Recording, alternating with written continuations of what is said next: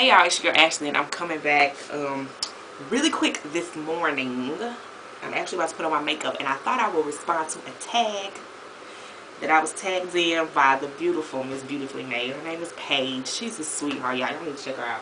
She does makeup and looks of the day for plus size divas and a whole lot of stuff on her channel, and she is, and you can see it in her, seriously, she is like truly a child of God. She's about Jesus, y'all. I'm just saying. I wanted to come real quick and do this tag video because I was supposed to respond a long time ago, and yeah, it hadn't happened yet. And then yesterday I was watching one of her newer tags and she was talking about how nobody had responded, so I thought maybe I would come this morning and do my response to her video, as you know what I'm saying, I do my makeup and whatnot.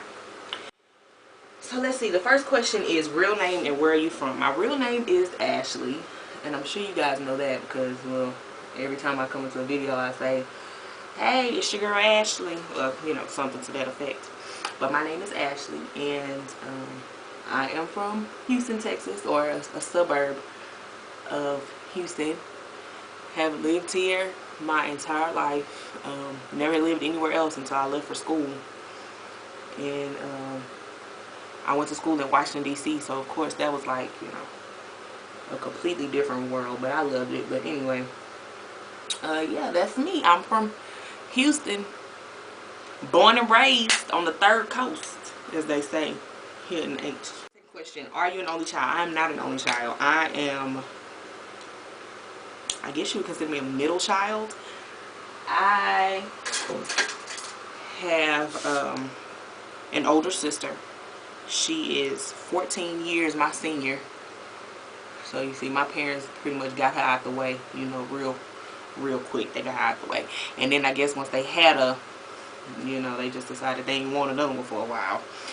But 14 years later I came, and then 5 years after me, I got twin brothers. But anyways, yeah, so I guess you would consider me the middle child because, you know, I did definitely come in the middle. Yeah. Do you have any special or hidden talent? I don't know. I think this makeup thing may probably be, and it's not even just, you know, completely, I'm not just, you know, world-renowned artist or nothing like that. I only do makeup on myself, but it's definitely something that just kind of came out of nowhere. Well, really not nowhere. I always kind of had an interest, but never really did anything really took part in that interest. So I had like a little palette when I was in school that I would kind of do, mess around with, do some looks, but I pretty much did the same look every day because it was tried and true. It worked. It was neutral. It went with everything. So that was pretty much it. It wasn't until probably the last few years that I really got into it. And now I need to get out of it because I got too much stuff, okay? Too much stuff. But as far as like singing, dancing, acting, not really. You know what I'm saying? I can hold a tune. I'm more of a choral singer, you know what I'm saying? A three-part, when you three-part harmony, you get me two other folks all day, every day. But as far as, you know, really singing, no. Like Beautifully Made Paige, she can sing. She has a beautiful voice. Y'all should watch her videos. But anyways, yeah. But that's about it. I have a talent for eating. I mean, I can throw down when it comes to eating. If you could be anything right now, what would you be? And I think it was career-wise, because that's what she was really talking about. I went to school for advertising, and that's ultimately what I want to do, be in the advertising industry. I just really, I don't know, I have a passion for it, and I really want to do work in strategy, like consumer insights and all the rest of that stuff. So what I would basically be doing is all of those commercials and TV ads you see, or displays in stores, or radio spots that you hear, all kind, any type of advertising that you come into contact with.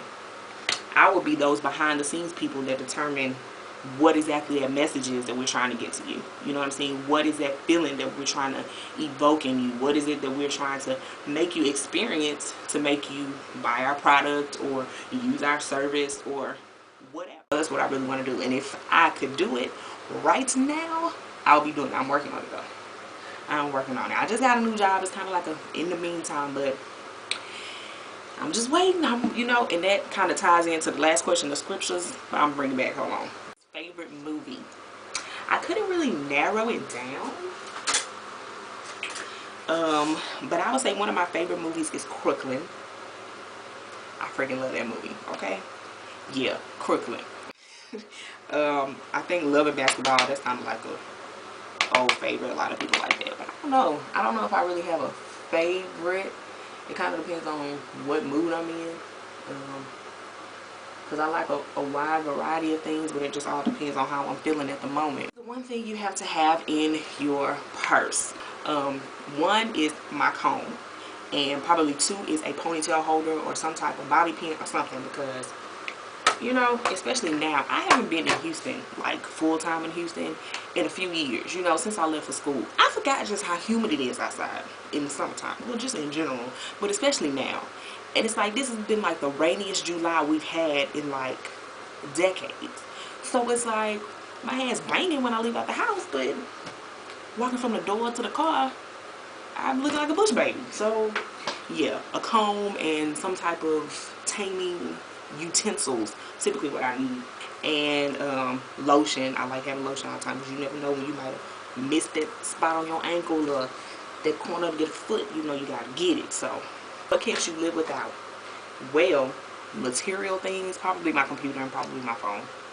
I would probably like not know what to do with myself if I didn't have either one of them, because I've had times when I didn't, and I was just like, how have I been living, or how were people living before this internet thing? Do you have a nickname? And if so, what is it?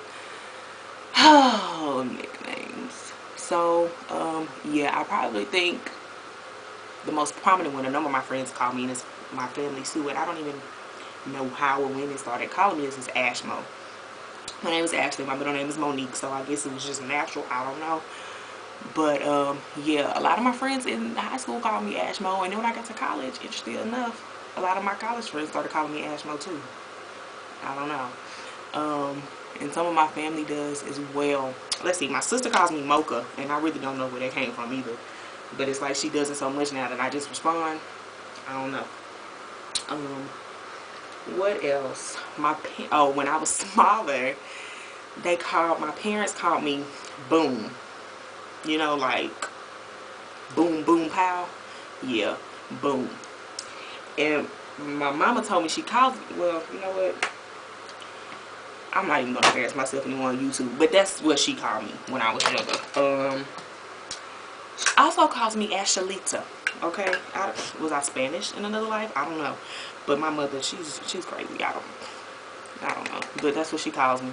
And because my friends and different people have heard her calling me that, now they do the same thing. So she's like, Ashalita. You know, I don't know. The last question is your favorite scripture. So, you know, there are a lot of scriptures that I was thinking about saying and that kind of spoke out to me. But there are two in particular that I like and that I think I've kind of had to come back to a lot, especially in the past few years. Oh, Jesus. The first one is John 16:33. And it says, I have told you these things so that in me you may have peace. In this world you will have trouble, but take heart. I have overcome the world. And that is like, what? Because, you know, we always talking about our struggles and things that we go through. And I know, especially me, I love to complain. I'm good at complaining, even when things are going good. So it's kind of like in the midst of a lot of things that we're going through. I mean, shoot, he overcame the world. If you can overcome the world, then my little stuff I'm dealing with right now, this ain't nothing. You know what I'm saying? And I shouldn't even be fretting about it. You know what I mean? So that is one. And then the other one is Jeremiah 29:11. It's actually 11 through 14. And it says, for I know the plans that I have for you, declares the Lord. Plans to prosper you and not to harm you. Plans to give you hope and a future. Then you will call upon me and come and pray to me, and I will listen to you. You will seek me and find me when you seek me with all your heart. I will be found by you. But I think it's relevant to us because a lot of times we have a plan for God.